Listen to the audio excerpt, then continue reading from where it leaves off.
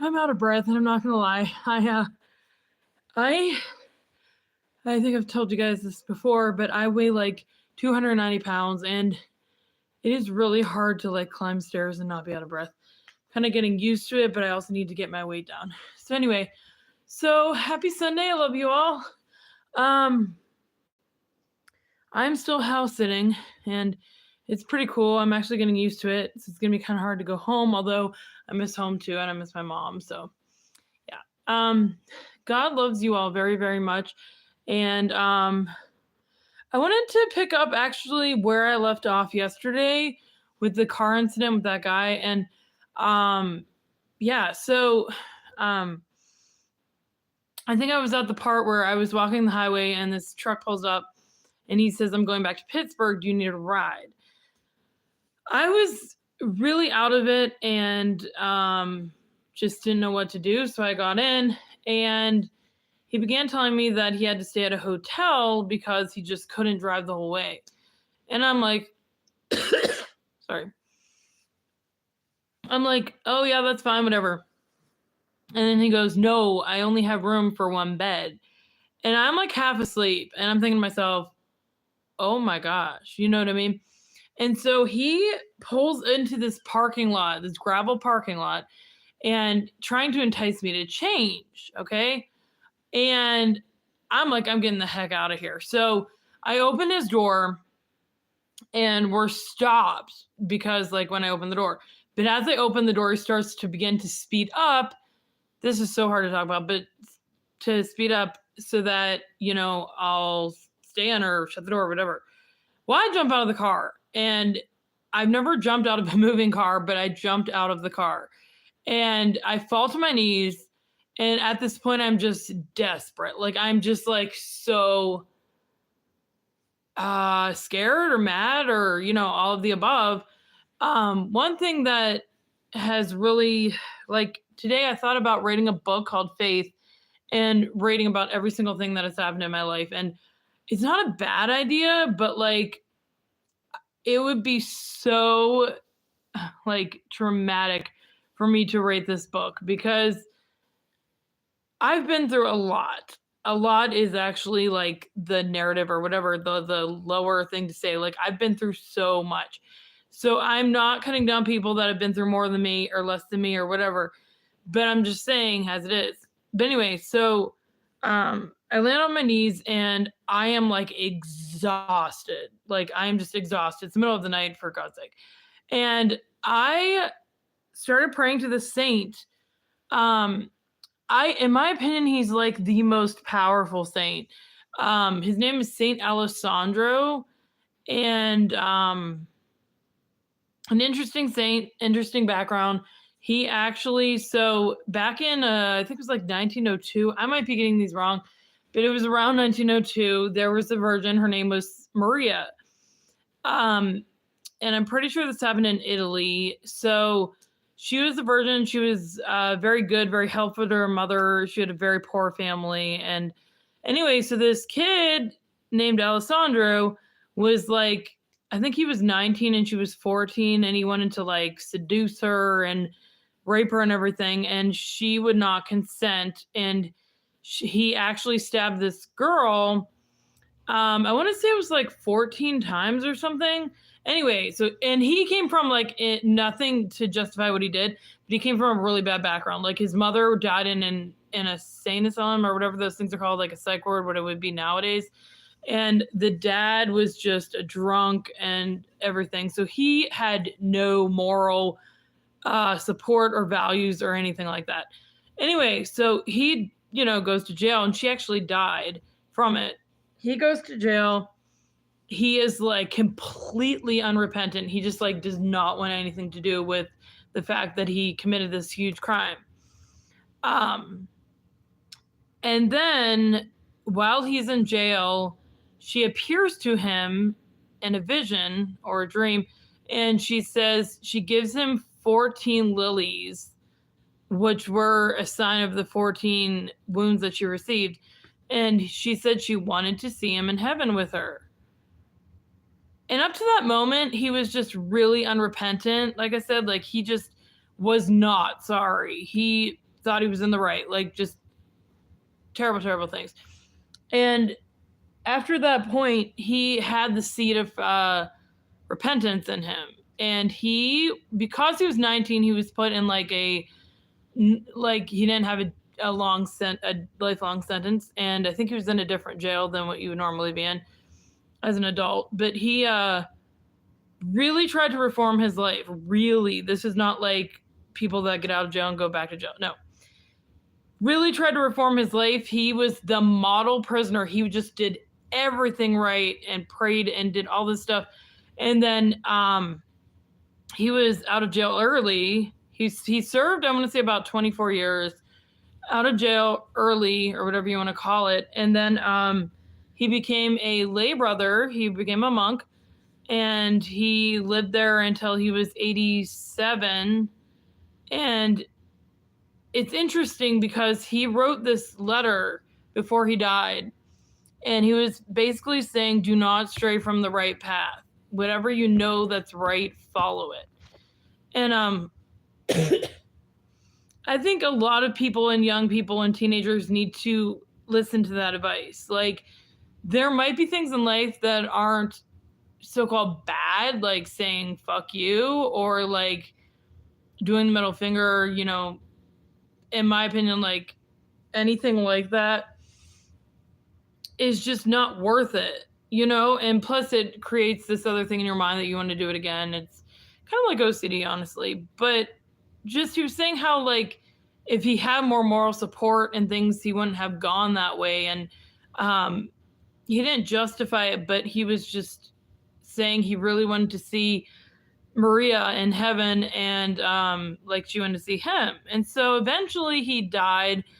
And I'm not saying that, I don't know how to say this, because he is a saint. Like, I have so much proof that this guy's a saint, but he's not canonized. So like, people want to canonize him as a saint, and I think he's considered blessed. I'm not sure, but in my opinion, he's a saint. Here's a cross. So I think that, so when I was in that isolation room that we were talking about formerly, I began to pray to him because I felt like he could help me get out of this place. And for those of you who don't know the song, I don't even know what it's called, but it's about sex and sex in a bad way and all the stuff like that. And it's by Lady Gaga. I think it's called El Leandro. And it is a horrible song. I think she's literally mocking that. I mean, and it's Lady Gaga. She's different. But anyway, so he was telling me how to stay alive and stay, because in this isolation room, it's super small. So you got to keep moving or else they're going to come up and kill you. And I was just, so I would like keep moving and doing stuff. Eventually I was getting so exhausted. I sat on the floor in this room and I was just like begging God and Mary and all that for help. Okay. And, but on the door, like, I would try to keep my brain moving because you'll just go insane, literally. So I'm like asking God what to do. And as I'm looking around the room, there's like a cross. I don't know if God made the cross or else it was just a cross, but I'd be like, oh, that means that God is answering my prayer for this or that. But at one point I saw a cross on the wall and it told me that I was kind of on the right track, that whatever I was doing was kind of working. And oh my gosh, I could go on and on. But while I was in the psych ward, I was convinced that this psych ward I was at was hell. And because my mind wasn't very sharp either, like, I thought I was in hell. I really, really did. And so I was like, well, and I had my scapular on. And for those of you who don't know what a scapular is, actually, I can show you. It is this. So this is the front of the scapular. It has like a monk, or the Blessed Mother giving it to the monk. And then this is the back of the scapular, and it says, whosoever dies wearing the scapular shall not suffer eternal life. So you won't go to hell if you're wearing the scapular. But you don't depend on it, because some guy did, and he rode into a tree and it hung himself, and the scapular like wrapped around his neck and hung him or something. I don't know. Just don't depend on that, okay? Just be good. But I looked at my scapular and I said, well, if this is actually hell and I need to get out, I need to show them in the window of this messed up door that it's my time to get out. And it is so hard to talk about this stuff. I don't even know why I'm telling you guys this stuff, but because I don't want a pity party. I really don't. I'm just, I guess, trying to get it out there that not all people are good, and don't trust people, and stick to your own. But so I go to the window, and it has like these like marks on it. Anyway, so I take the scapular and I put it up, and I'm like putting it like this onto the window and saying like, acknowledge it. It's kind of like a badge. And it's interesting because after they would like nod their head that they acknowledged it. I think that's when they started getting me out. Yeah. Now, I need some input from you guys, actually mostly from God, but I want to get off drugs, and I don't want to get off cold turkey, and I do not want to get off like if I know I'm going to go downhill, because honestly, they're going to do something worse to me if I'm off drugs. When I'm on drugs, I'm okay, but there's some things that I can't do. Like, I will try to focus and say the Our Father, like Our Father, and it takes me like Our Father again to like actually figure out what's going on in my mind. So I don't know if it's a good thing to be on these drugs or not, but I would really, really ask that you pray for me, because I can always use prayers. Yeah, so that was a mouthful. I just, happy Sunday, guys. Like, do something, enjoy yourself in some way or another. Oh my gosh. One thing that has helped me, or one thing I've been doing, is talking to God for an hour every day.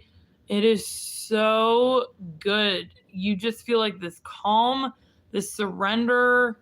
If you don't have 60 minutes, just do one, or be like God, like 1 second. Like, you gotta give God the time. I actually went to confession a while ago, and the priest was like, I said, I've been trying to read, because he told me to read the Bible for 15 minutes every day.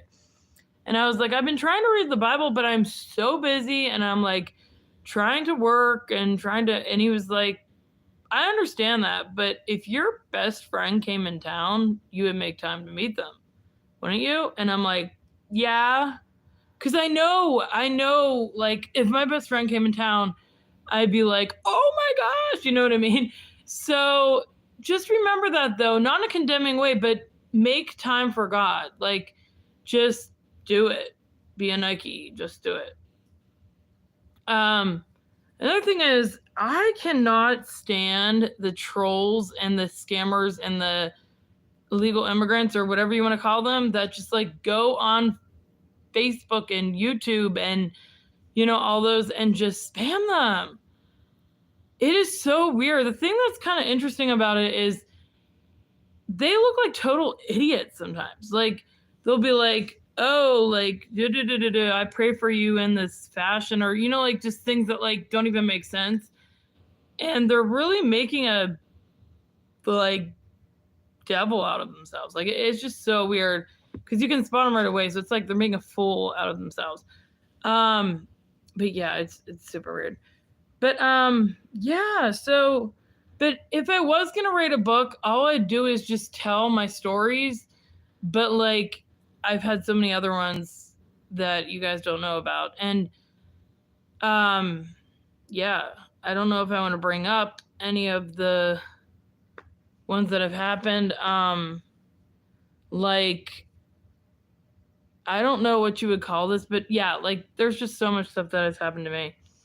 But I tell them and I tell you the words about them because I feel like people need to realize that they're not alone. And that's the fact of life. Like, you're not alone. Like, you might think like you have thoughts or, you know, impulses or different things that people don't have, and everyone's unique and different and good, and it's good in that way, but like, you can't sit there or stand there or kneel there or whatever and tell me that you're all alone. Like, first of all, you've got God.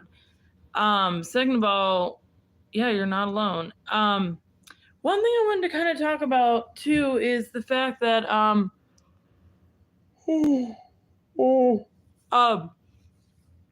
getting Holy Communion is the most greatest pleasure, life-changing thing that you will ever experience. So I received communion today, and for the first time in my life, I felt like God was like a king coming into me, and it was amazing. But yeah, I'm not going to talk too much longer. I have stuff to do. I'm supposed to go over to my sister's house, but it's like dark, and I can't really see with my drugs in the dark, so I don't know if I'm going to go, and I'm really tired. But yeah, so I wonder if anyone's watching this, for one thing, because I don't see that anyone's watching. But yeah. So my advice to you tonight would be to sit back and realize that God is looking out for you. Like, we all drive cars, right? So when we're driving, there's so many thoughts that go through your mind, the car coming for like beside you's mind, everything. There are so many thoughts that run through our heads every day. And I know that as a fact because sometimes I'll like have silent time and there'll be thoughts like through my mind. And so like, you could have been killed by a car today. Maybe you merged and a car like swerved out of the way that was going to hit you, or, you know, but it's like God takes care of us, and he just really does. I don't want to cry, but I'm like ready to cry. Just with those stories I told you guys and everything. But God so takes care of us, and everything happens for a reason. That doesn't mean you have to like think about it every time, but God is in control. And I guess that's the impact I want to give tonight is that I could be dead right now. I could be dead a million times. I've actually almost drowned before. There's just so much that goes into that. But we have to remember that God isn't just thin air. Like, he knows exactly what's going on. And he knows exactly what you're going through. He knows. Oh, the bitter, weary ways, the endless striving day by day. You barely have the strength to pray in the valley low. How hard your fight has been, how deep the pain within, wounds that no one else has seen, hurt too much show. But yeah, basically the bottom line to this whole podcast tonight is that he knows. God knows exactly what's going on. I'm not just saying that. This isn't like mommy loves you kind of stuff. God knows what's going on. And if you just would take time and pray to him, and maybe he'll help you realize that he is in control. And Mary loves us so much. She is looking down upon us. She is extremely powerful. She just does. And as God's mother and God is love, she's like love. Her soul magnifies the Lord. So basically, she's really like God, but she's a girl, and she, I don't know, like when I go to heaven, I really look forward to seeing her face to face and God face to face and all that good stuff. But, anyway, I love you guys. Like I said, if you want me to talk about something, leave it in the comments, or, I don't know, have the good rest of your Sunday and weekend, and Merry Christmas and Happy New Year. And I will see you next time on This Is Your Faith. Pawlowski. Bye. God bless.